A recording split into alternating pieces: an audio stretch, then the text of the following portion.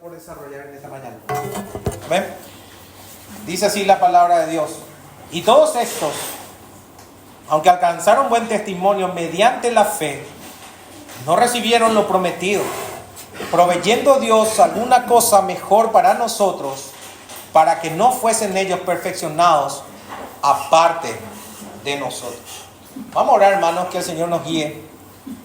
La idea es aprender y que salgan fortalecidos de aquí y entiendan lo que el Señor hizo. Amén. Padre Santo, gracias te doy, Señor, por este día. Padre, qué privilegio poder abrir tu palabra y compartir entre hermanos. No somos dignos. Nosotros sabemos, Señor, que esto es trascendente, que esto realmente llega al alma, atraviesa el alma y llega al tuétano. Te ruego, Padre, que tu palabra sea la que sea exaltada en esta mañana.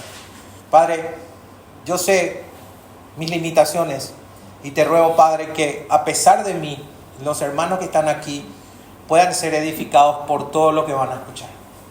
Ese es mi deseo, Señor, en el nombre de Jesús. Amén. Voy a empezar con una pregunta, hermanos, una pregunta retórica.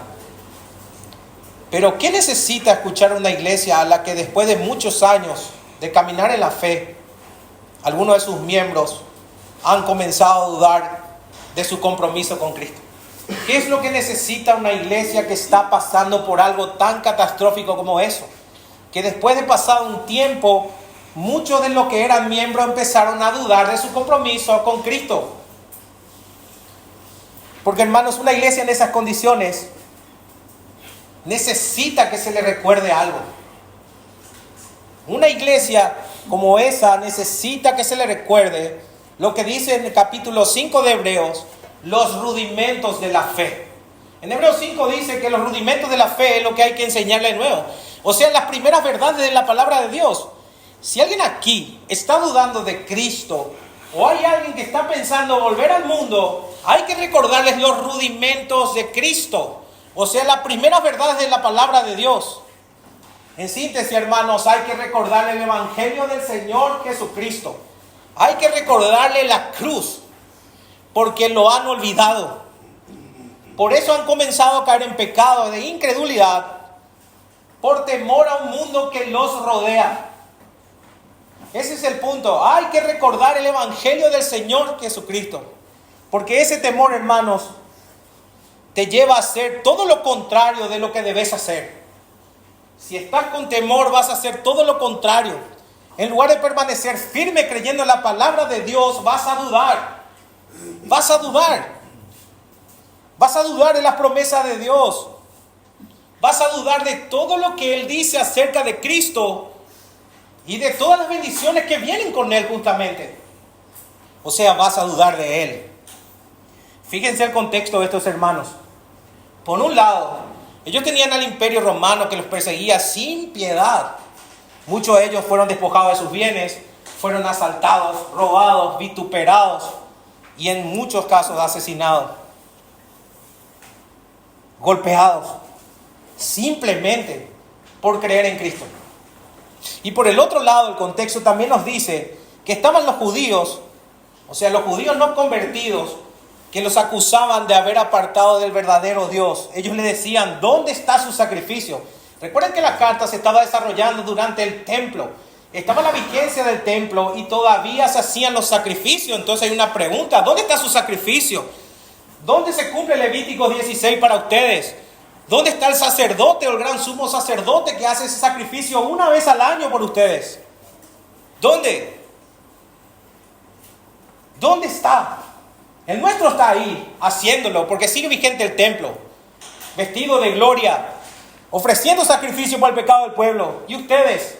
¿Y por ustedes quién lo hará? ¿Quién lo hará? Imagínense semejante presión que estaban recibiendo. Por un lado los romanos y por el otro lado los judíos. Ahora estas palabras, obviamente, hermanos, si te están diciendo quién es tu sacerdote o quién ofrece el sacrificio por vos, eso te cala hondo. Y para colmo, el contexto de la carta nos dice que muchos de los que antes habían estado con la iglesia, confesando a Cristo, participando de la comunión, siendo parte de la comunidad, ahora comenzaron a apostatar. Ese era el contexto de Hebreos. Persecución por los romanos, persecución por los judíos. A causa de eso, muchos comenzaron a apostatar. O sea, esta gente prefirió estar en paz con el mundo y volver al judaísmo, que era una religión permitida por Roma, antes que sufrir las penalidades por el nombre de Cristo. Y no solo eso, vamos a seguir sumando cosas. Ahora se burlaban de sus antiguos hermanos. Estuvieron con nosotros y salieron de nosotros, y cuando salen de nosotros se burlan de nosotros por la forma en que creemos. Se reían. O sea, hermanos, lo que dice Hebreos 6, por ejemplo, aunque habían sido iluminados, aunque habían gustado del don celestial y del Espíritu Santo, ellos crucificaban de nuevo al Hijo de Dios y lo pisoteaban, y tenían por inmunda la sangre del pacto. Ese era el contexto de la carta, de por qué se escribió. Por un lado te persigue Roma, por un lado te persiguen los judíos, y para colmo, muchos de los que estaban con nosotros retroceden. ¿Qué se hace en estos casos? ¿Qué hizo entonces el autor para confrontar y animar a estos hermanos? Lo primero, él los exhortó. Y debo decir esto, sí, lo habló fuerte, pero también les recordó el Evangelio. Hermanos, cuando alguien duda, hay que exhortarlo, sí, pero nunca dejen de mostrarle el Evangelio. Nunca dejen de mostrarle la verdad más gloriosa, que es el Señor Jesucristo. Lo más glorioso es que Jesús es mejor que todo. Jesús es superior, hay una supremacía. Por eso empieza escribiendo que Jesús es mejor que los profetas y mejor que los ángeles en el capítulo 1, mejor que Moisés, que Josué en el capítulo 3 de Hebreos. Jesús es el gran sumo sacerdote en el capítulo 8. Jesús es el mejor sacrificio que remite de verdad los pecados, capítulo 9. O sea, todo el Antiguo Testamento, dice el autor, apuntaba a Cristo y al nuevo pacto que Él iba a establecer con su sangre. Cristo es superior a todo eso. Entonces, una vez que escuchase esto, que Cristo es superior a los ángeles, que Cristo es mejor revelación, que Cristo es mejor que Moisés, que Josué, que es mejor sacerdote y que es un mejor pacto, ¿cuál debería ser entonces la respuesta de una iglesia? Si Cristo es superior a todo eso, ¿cuál es la respuesta que se debe esperar de una iglesia? La respuesta es esta: no deben dudar y no deben temer. No deben dejarse arrastrar por las mentiras del mundo, ni del judaísmo, ni de los apóstatas. Su deber entonces era, como dice también Hebreos, poner los ojos en Jesús, el apóstol y sumo sacerdote de nuestra profesión de fe. Eso es lo que tiene que hacer un creyente: perseverar por la fe, confiar en Dios, obedecer su palabra y vivir con paciencia. Esa palabra es la que es más difícil: paciencia para alcanzar las promesas. Es por eso, hermanos, que cuando uno lee Hebreos, el autor no solo recuerda el Evangelio, sino que también le mostró el cómo se vive por fe. Ahí está el punto.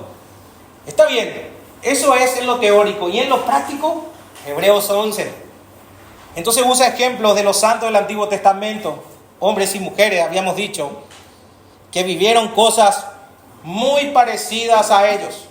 Por ejemplo, persecuciones, rechazo, muerte, sufrimiento.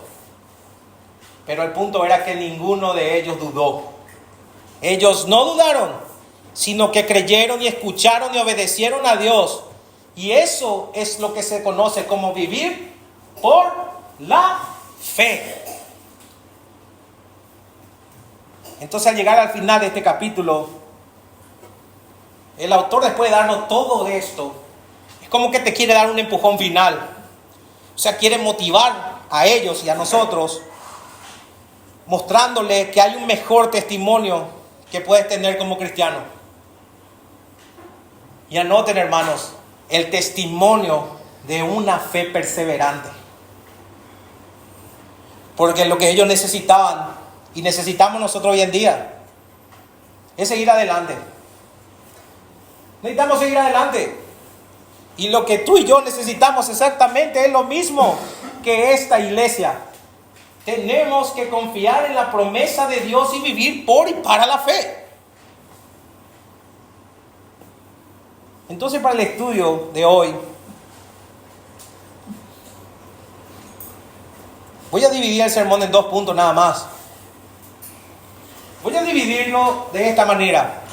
El mejor testimonio es el que viene por medio de la fe. Ese sería nuestro primer punto. Y el segundo es, y quiero que en ese segundo nos centremos más, que es el regalo inmenso que recibimos por la fe. Vamos al primer punto. El mejor testimonio es el que viene por medio de la fe. Hermanos, yo quiero decir algo, que todas las personas, todas reciben algún tipo de testimonio sobre su valor como individuo. A todos nosotros nos dicen algo. Pero sepan que el testimonio puede venir solamente de 2 fuentes. Y atiendan bien esto. El testimonio puede venir de Dios o el testimonio puede venir del mundo. ¿De Dios o del mundo? Ambos, en cierto sentido, dan testimonio sobre lo que una persona vale. O el mundo o Dios. Ahora, yo te preguntaría o le preguntaría a la persona que me dice eso, ¿de qué depende ese testimonio? Y aquí está la clave. El testimonio, ya sea de Dios o del mundo, depende de la fidelidad del individuo a los parámetros que cada una de esas fuentes considera como valioso. Y ese es el punto donde inicia realmente el problema. Porque cuando comenzamos a comparar estándares del mundo con los estándares de Dios, vamos a llegar a una conclusión. Son completamente opuestos. O da testimonio el mundo o da testimonio Dios. Depende del apego del individuo, pero sepan que ambos exigen cosas opuestas. Por lo que el mundo valora, sepan que Dios lo aborrece. Y lo que Dios valora, el mundo lo desprecia. Para entender mejor, quisiera que tengan estas preguntas en la cabeza a medida que vamos desarrollando. La primera, ¿cuál es entonces el testimonio que da el mundo? La segunda pregunta, ¿cuáles son esos parámetros por los que el mundo considera valiosa a una persona? Y tercero, ¿qué es lo que el mundo estima? Yo creo que la Biblia da respuesta a cada una de esas preguntas. Y lo primero que tenemos que decir es lo siguiente. Hermanos, el mundo está en tinieblas. Esa es una definición importante, por eso les pido que me acompañen en Juan, en el Evangelio de Juan, en el capítulo 1, abran su Biblia y vayan del 4 al 5, lo leeremos. Y van a darse cuenta que el Evangelio de Juan nos presenta a Jesús de esta manera. Jesús es la luz del...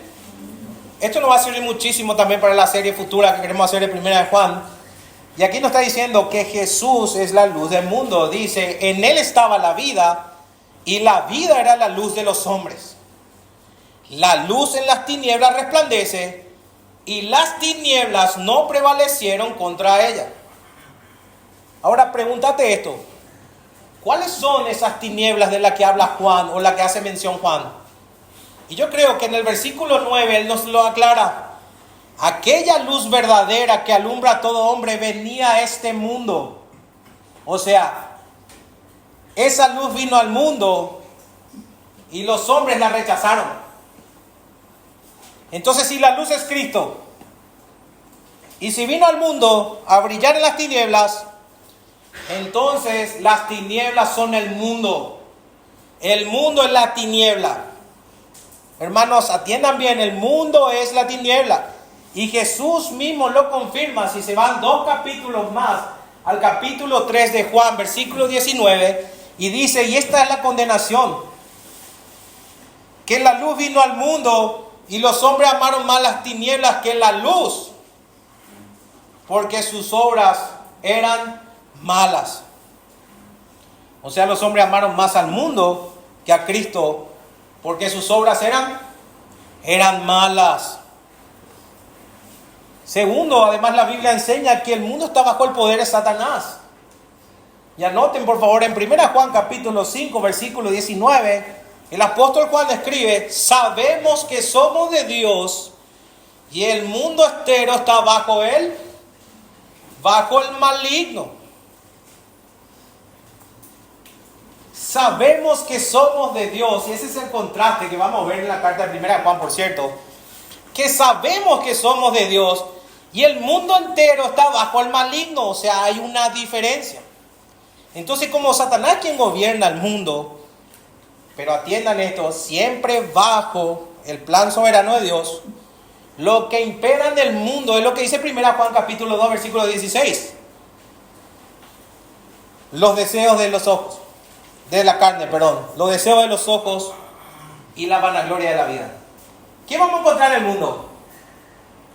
El deseo de la carne, el deseo de satisfacer el ojo y una vanagloria de la vida.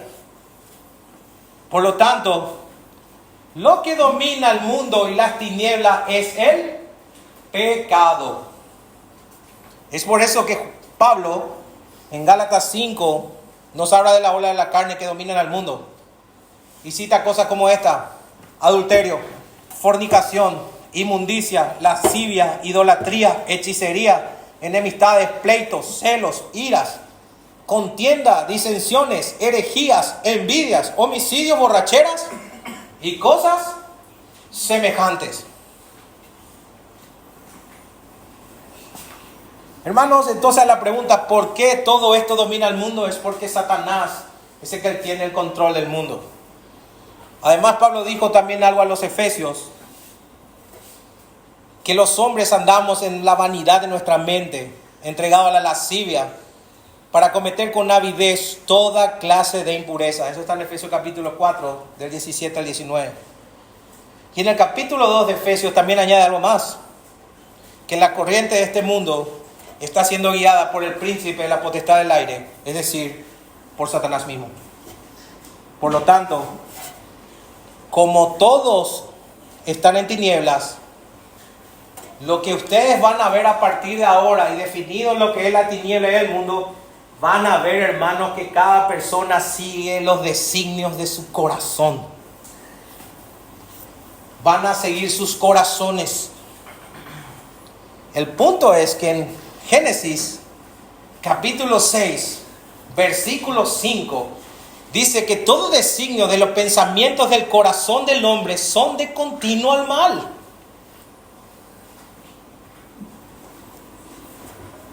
El hombre sigue su corazón y lo que estamos viendo es la repercusión de lo que es el hombre siguiendo su corazón. Y todo esto que acabo de citar es lo que el mundo finalmente dice que es valioso. El mundo dice que es valioso toda persona que vive según los deseos de su carne. El mundo también dice que es valioso a toda persona que sigue los designios de su corazón. El mundo aplaude y exalta a toda persona que hace lo que le parece correcto según su propia voluntad, no según lo que Dios ha revelado en su palabra. Cada uno es libre de hacer lo que quiera. Por eso el mundo, hermano, va a premiar siempre y va a exaltar a quien vive para sí mismo y no para Dios. El mundo es así. Jesús mismo lo dijo. Abran sus Biblias en Juan capítulo 15 y leamos el versículo 19. Y ahí te dice claramente algo. Si fuerais del mundo, el mundo amaría lo suyo. Otra vez, si fuerais del mundo, el mundo amaría lo suyo. Es decir, si ustedes viven conforme al mundo, el mundo te va a amar. Ojo creyente, Ojo con eso, porque si el mundo te valora, que se te suba la antenita vinil. Piensen, si ustedes viven conforme al mundo, el mundo los va a amar. Eso va a pasar. Porque el mundo valora a quienes viven según sus propias reglas, no según el mandato de Dios. Es por eso que Pablo concluye Romanos 1 de la siguiente manera: los mentirosos, los borrachos, los desobedientes a los padres, los avaros, los asesinos, los pleiteros, los engañadores, los injuriosos, los orgullosos, los desleales, los que no tienen afecto natural, los injustos, los fornicarios, los inmorales. Y miren lo que dice: esos son los que el mundo considera dignos. Porque esos son los que viven según su corazón, siguiendo la corriente de este mundo. Por ende, si el mundo ama al mundo, el mundo no ama al que vive por la fe. Recuerden, estos hermanos eran perseguidos por los romanos, por los judíos y por los apóstatas. Decimos, el mundo ama al mundo. Por ende, el mundo no ama a los que viven por la fe. Hermanos, a aquellos que no caminan con el entendimiento entenebrecido, como dice Pablo en Efesios capítulo 4, versículo 18. El mundo no le recibe con cariñito, el mundo lo aborrece. Y nuevamente vamos a citar Juan 15, 19, porque esto es lo que dice el Señor Jesucristo. Si fueras del mundo, el mundo amaría lo suyo, pero porque no sois del mundo, antes yo os elegí del mundo, por eso el mundo os aborrece. El mundo no ama al que vive de forma diferente, no ama al que tiene otros estándares, y mucho menos ama al que tiene los estándares de Dios. El mundo aborrece al que obedece la palabra. Si alguna vez te consideraron extraño, es por eso. Si alguna vez fue incómodo, fue por eso. Porque ellos creen que somos indignos de este mundo. Así se lo afirma en Hebreos 11. Todos los que viven por fe, que caminan conforme a la voluntad de Dios y no según los parámetros, el mundo los desprecia. El mundo dice: ustedes no caben aquí. No porque sean peligrosos y hagan daño, sino porque su manera de vivir acusa al mundo, acusa su maldad. Miren lo que dice 1 Juan capítulo 4, versículo 5. Ellos son del mundo, por eso hablan del mundo. Ya entiendan esto. Y el mundo les oye. El mundo es mundo. Por eso el mundo, hermanos, le va a escuchar a un abortista. Por eso el feminismo radical está tan floreciente. Por eso hay teorías de género.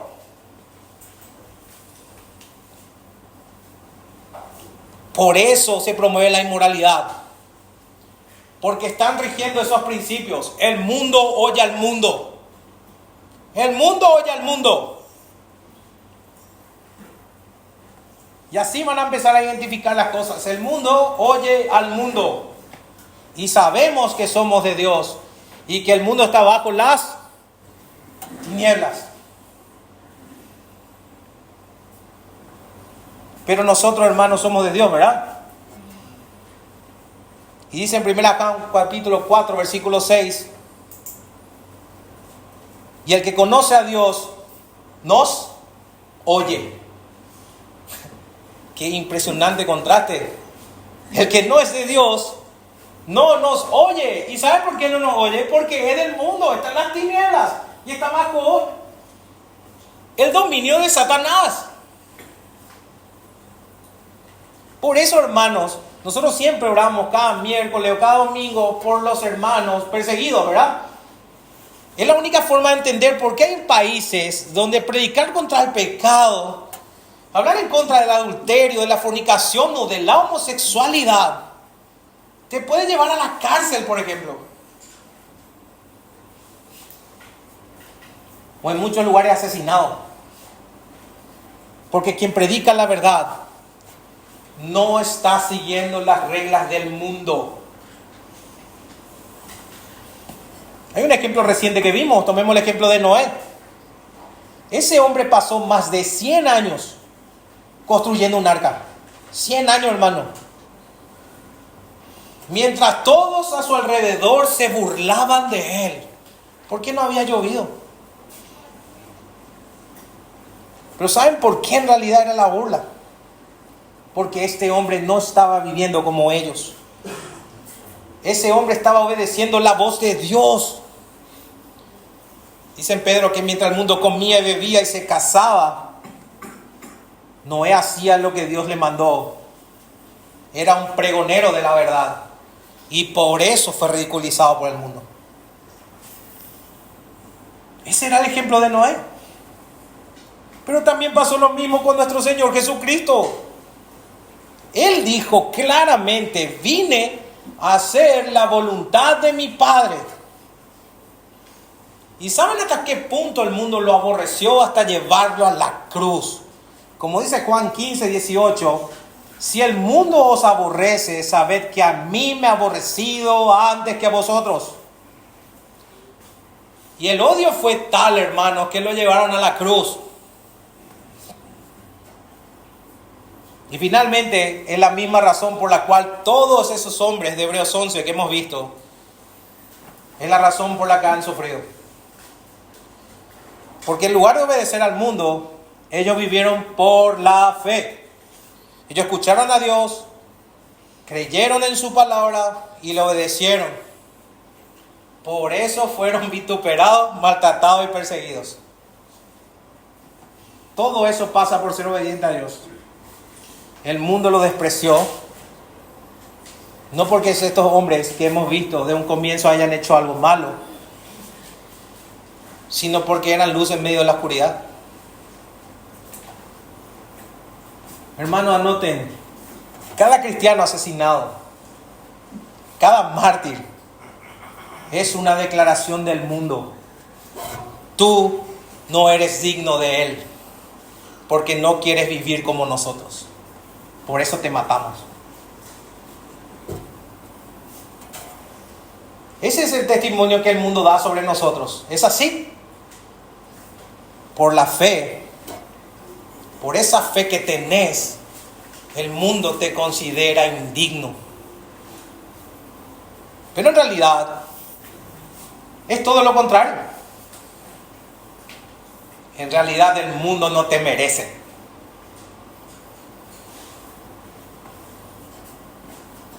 No es que el mundo te considere indigno, hermano. El mundo no te merece. Y estamos hablando de una luz genuina, porque en primera Juan vamos a ver luz tiniebla. El mundo no te merece. Pero a contrapartida, si hacemos un contraste, que sería el testimonio de Dios, es totalmente distinto al testimonio del mundo. Miren lo que dice la primera parte del versículo 38 de Hebreos, de los cuales el mundo no era digno. O sea, el testimonio de Dios era que el mundo no era digno de ellos. ¿Saben qué quiere decirnos con esto? Que para Dios, hermanos, estos hombres eran valiosísimos. Tenían muchísimo valor. Tan valiosos que el mundo no los merecía. Y hay algo que cuando estuve estudiando esto me sorprendió muchísimo. Porque la palabra griega que se usa para digno, lo que te está dando es una idea de una balanza. Te está dando la idea de cuando uno quiere pesar dos cosas para ver si éstas se pueden equilibrar.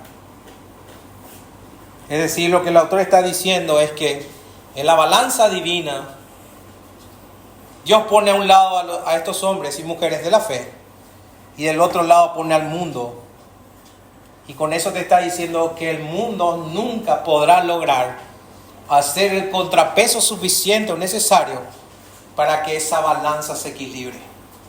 Por ende, lo más valioso está aquí. Esa es la idea que te está diciendo. Es como que quiere equilibrar y esto está acá y vos querés poner un peso, un contrapeso para que vos puedas equilibrarlo, y eso no va a poder ser. El mundo, con todo lo que ofrece y todo lo que es, jamás puede equilibrar a los hombres de fe. Jamás. Entonces estos santos, por su fe, siempre van a pesar más, hermanos. Eso es a los ojos de Dios. O sea, un hombre de fe ante los ojos de Dios es digno, es valioso. Y eso es algo que tenés que convencerte. Para Dios sos valioso. Ese es el testimonio que Dios da de estos hombres de fe y mujeres del pasado, por cierto. Siguiendo los estándares de Dios y no del mundo. Dios da testimonio de ellos. Fíjense también lo que dice el versículo 39. Y todos estos, aunque alcanzaron buen testimonio mediante la fe, dice, ¿verdad? O sea, quiero dejarte algo bien en claro. Aquí el autor no está haciendo referencia a ese grupo citado del versículo 35 y al 38 solamente. Porque el autor aquí lo que está haciendo es incluir a todos los santos mencionados en el capítulo 11. Todos. Es decir, entonces, él lo que está diciendo es que todos los hombres y mujeres del Antiguo Testamento que vivieron por fe, todos ellos tuvieron, mejor dicho, un buen testimonio de parte de Dios. No solo ese grupo selecto, sino todo aquel que creyó. Todo aquel que creyó alcanzó buen testimonio de parte de Dios. Y voy a adelantarme un poco. Por la fe.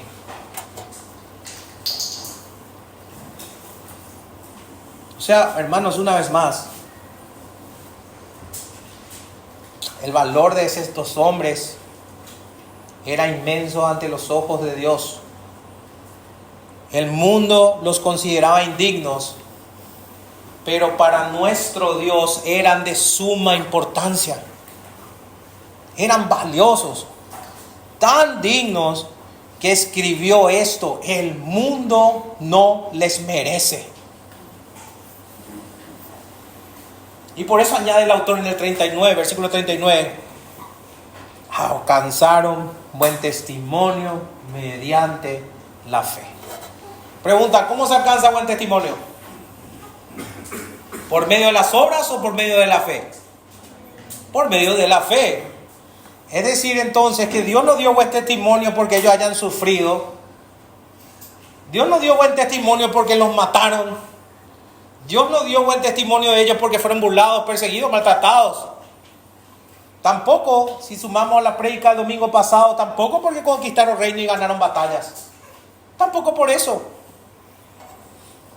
Claramente se nos dice que Dios da buen testimonio de ellos por una sola razón: su fe. Y esa fe es confianza, obediencia y dependencia en la palabra de Dios. Y lastimosamente voy a hacer aquí un paréntesis y decirte lo siguiente. Lastimosamente los católicos romanos no entienden esto. Piensan que Dios pensará mejor de ellos si caminan de rodillas hasta Cacupé, o si cumplen promesas, o se imponen sufrimientos de cilicios. Son como obras. Dios va a pensar mejor en nosotros.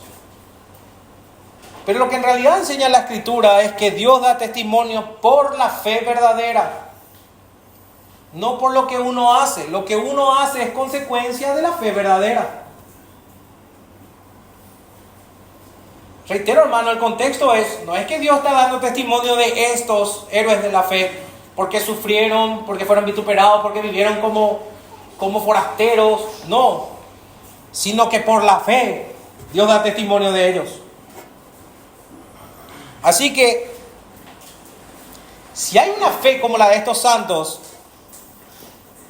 o sea, fe verdadera, por más pequeña que sea, Dios siempre va a dar testimonio de ella. Y reitero, otra vez, no fue por sufrimiento, sino por la fe. Y esta es la verdad que estos hermanos, recuerden el contexto que iniciamos, perseguidos por Roma, perseguidos por los judíos, perseguidos por los apóstatas. Entonces estos hermanos debían escuchar este mensaje, porque en su presente estaban siendo perseguidos por su fe, porque vivían de forma diferente al mundo, con un sistema de creencia distinto, y vamos a llamarlo así, con un Dios distinto. Así que hermanos, te hago esta pregunta: ¿qué esperas del mundo? ¿Qué esperas que el mundo haga contigo? Porque si el mundo ve en vos algo distinto por causa de tu fe, vas a ser aborrecido.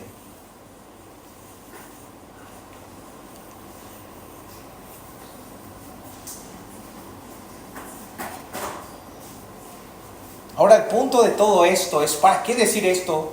Es para que comprendan y comprendamos que el testimonio que realmente importa no es el testimonio del mundo, sino el testimonio de Dios.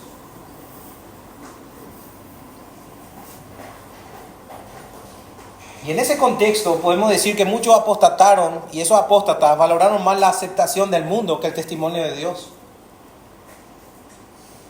que abandonaron el cristianismo para dejar de ser burlados, golpeados, perseguidos por el Imperio Romano. Prefirieron estar en paz con el mundo. Por eso desecharon a Cristo. Negociaron. Buscaron tener buena reputación aquí. Pero lo que en verdad debió importarles era lo que Dios pensara de ellos. Porque hay una realidad: el mundo pasa, pero la voluntad de Dios permanece para siempre. Entonces, ¿a quién queremos agradar, hermanos? ¿A Dios o al mundo? Son parámetros distintos. Ambos pueden hacer valoración de tu vida. Pero recuerden, son opuestos. Uno es luz y el otro es tiniebla. Lo que nos lleva a nuestro segundo punto: el regalo inmerecido por la fe. Yo creo que el autor tiene un segundo gran deseo con este pasaje. Y creo que es el recordarles el regalo inmenso que ellos han recibido por la fe. Reciencito nos acaba de decir que todos los santos del Antiguo Testamento vivieron por la fe. Escucharon y obedecieron la palabra de Dios, por eso fueron aborrecidos por el mundo, pero elogiados por Dios. ¿Es así? Ahora, fíjense en lo que dice en el versículo 39. Y todos estos, aunque alcanzaron buen testimonio mediante la fe, no recibieron lo prometido. Es decir, literalmente está diciendo, no recibieron la promesa. A pesar de tener fe verdadera, a pesar de tener un buen testimonio, a pesar de que por la fe aguantaron todas estas cosas, no recibieron la promesa. Y lo que uno dice es, ¿y por qué? La respuesta es porque Dios había provisto algo mejor para nosotros, para que finalmente ellos no sean perfeccionados antes que nosotros. Hermanos, si alguien te pregunta cuál era esa promesa, tu respuesta debe ser enfática: es el Mesías. ¿Cuál era la promesa? La promesa del Mesías. Recuerden que Él fue prometido a Adán y Eva en el Edén, en Génesis 3:15, después de que ellos hayan pecado. Recuerden que Él fue anunciado a Abraham, que nosotros ya lo vimos, por medio de quien Dios bendecirá a todas las naciones. Recuerden que el Mesías fue el que fue prometido a David, y por medio de quien Dios establecería un reino eterno. Fue el Mesías el que fue profetizado por Isaías, cuyo nombre ¿cuál iba a ser? Admirable, consejero, Dios fuerte, príncipe de paz, Padre eterno. El Mesías sería aquel que describe Isaías 53.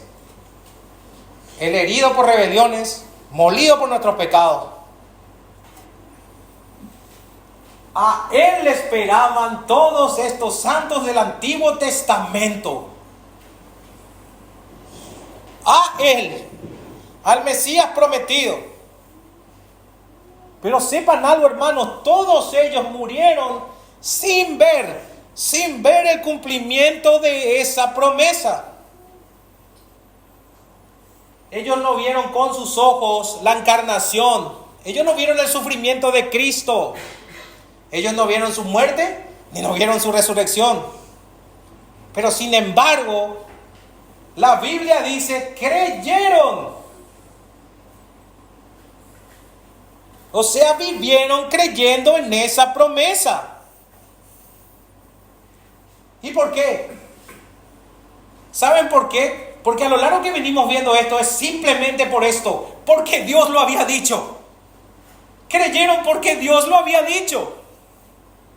Porque de eso se trata la fe. Dios habla y nosotros creemos.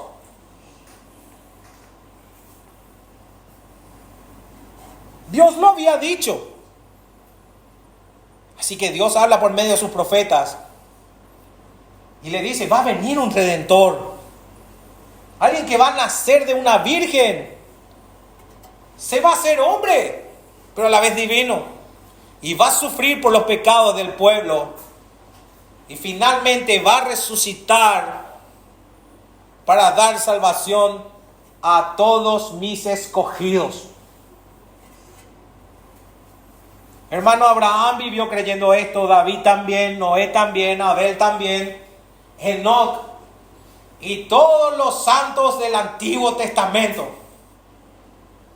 creyeron en aquel que iba a venir y vivieron por la fe. Ahora, ¿por qué no recibieron la promesa si son grandes hombres de la fe?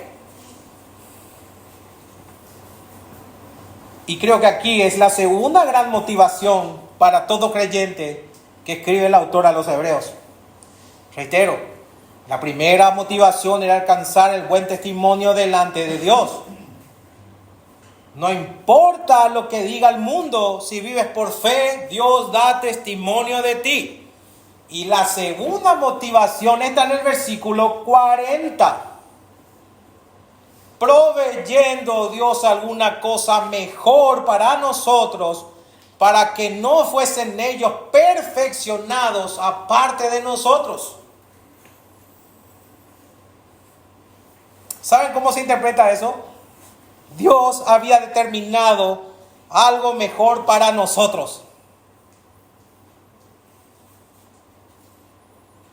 Para nosotros. En el original tiene la idea de que Dios lo planeó soberanamente de antemano que sea así.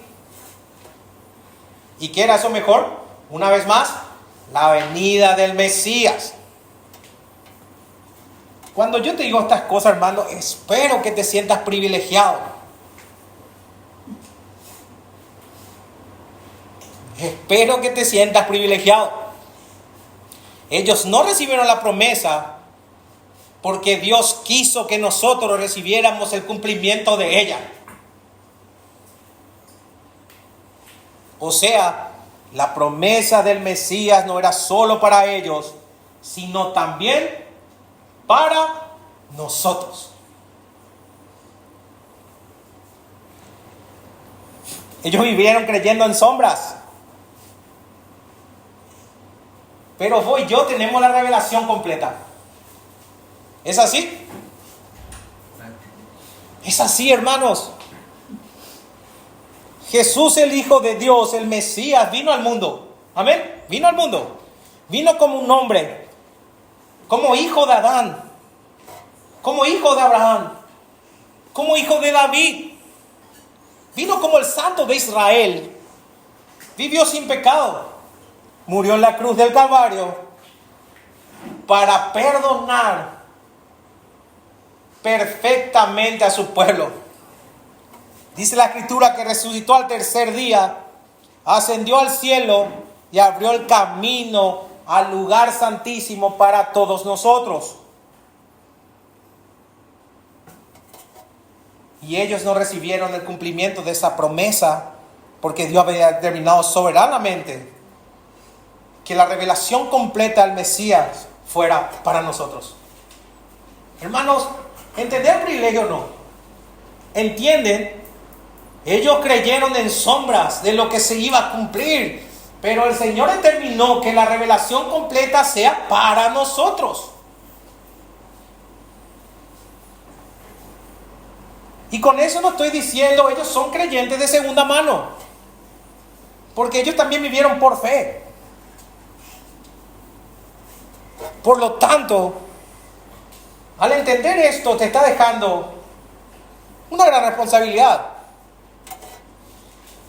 Porque viene esta lógica, porque si ellos creyeron sin ver, ¿cómo no vamos a vivir nosotros por la fe habiendo recibido el cumplimiento de toda promesa? Ellos creyeron sin ver. Nosotros tenemos la revelación completa en las manos. Pregúntate, hermano, es importante que te hagas preguntas. ¿Cómo vives entonces cayendo una y otra vez en el pecado? ¿Cómo es que no dejas arrastrar por el mundo? ¿Cómo te dejas arrastrar por él? Sabiendo la grandeza de lo que se nos ha revelado.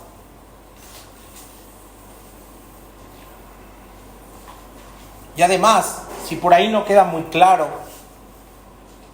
si Dios cumplió la promesa de enviar al Mesías exactamente como lo había dicho, también cumplirá el resto de sus promesas. Dios, ¿qué nos prometió? ¿Qué nos prometió Dios? Vida eterna, un cuerpo glorificado y sin pecado. ¿Es así? Que Cristo vendrá otra vez y transformará lo corruptible en incorruptible. Entonces te pregunto, si Dios ya cumplió una promesa imposible a los ojos humanos, ¿por qué dudaríamos de que cumpliría esto? Por eso, hermanos, hay que perseverar. Dios cumple. Dios es fiel. Volviendo a Hebreos 11:40. Para que no fuesen ellos perfeccionados aparte de nosotros. Eso quiere decir que Dios planeó la glorificación final para que sea todos juntos. Ellos y nosotros, que estamos unidos en Cristo, vamos a ser perfeccionados como un solo pueblo. El plan de Dios es que todos seamos perfeccionados juntos. Por ende, aquí lo que te está diciendo es que la iglesia del Señor Jesucristo es una sola. Algunos santos ya están con el Señor, ¿verdad? Pero sepan esto, las voces del coro celestial aún no están completas. ¿Saben por qué? Porque faltamos nosotros. Si sos creyente, faltas vos.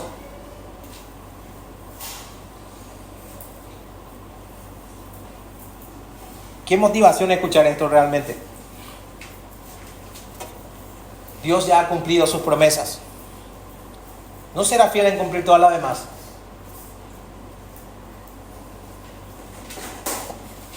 En conclusión, hermanos, lo que el Espíritu Santo nos muestra en Hebreos 11, 38 al 40, es que el mundo no es digno del que vive por fe. Y aunque el mundo te desprecie o lo desprecie, y aunque fueron afligidos, rechazados, perseguidos, todos ellos perseveraron por tener puesta la mirada en el autor y consumador de la fe. Y aunque obtuvieron testimonio aprobado por su fe, ellos no recibieron lo prometido, porque Dios finalmente proveyó para nosotros algo mejor. Ese es el punto de que no fuesen perfeccionados antes de nosotros. Este algo mejor, evidentemente, es Cristo, que es el cumplimiento de todas las promesas. Cuando ustedes lean el Antiguo Testamento, léanlo de esta manera. Ellos lo esperaban. Por eso busquen a Cristo en el Antiguo Testamento, porque ellos lo esperaban. Pero cuando lean el Nuevo, digan, pero nosotros lo hemos recibido. Ellos lo esperaban, nosotros lo hemos recibido. Pero aunque ellos estaban antes de la cruz y nosotros después, ambos, ellos y nosotros, seremos perfeccionados juntos en la gloria final o en la resurrección. Fíjense algo, nosotros miramos de este sentido hacia acá y ellos miran de acá hacia acá, pero todos nos encontramos en la cruz de Cristo. Mi pregunta para ir cerrando es, hermano, ¿qué testimonio buscas para tu vida? ¿Buscar el testimonio del mundo o el testimonio de Dios? Yo quiero decirte que no hay gloria sin cruz. No hay herencia sin peregrinación. Y quiero decirte también que como iglesia estamos unidos a esa gran nube de testigos y somos llamados a la misma fe perseverante. Mi anhelo es que se diga por cada uno de nosotros que vivimos por la fe y de que no éramos dignos de este mundo, porque vivíamos para Dios. Amén. Ahora voy a dar unas ciertas explicaciones, porque es importante cómo aplicar. La primera aplicación del sermón: vive para agradar a Dios y no al mundo. El mundo desprecia la fe verdadera, pero Dios da testimonio de sus siervos fieles. Entonces, cada día hay que preguntarse: ¿busco la aprobación de los hombres o busco la aprobación de Dios? Segundo, sé fiel aunque no veas recompensas inmediatas. Muchos de estos hombres y mujeres de fe murieron sin recibir lo prometido, pero jamás, hermanos, dudaron del carácter fiel de Dios. Entonces, en tiempo de pruebas, recuerda que la recompensa de la fe es segura, aunque no sea visible. Tercero, te ruego que abandones toda fe superficial y cómoda.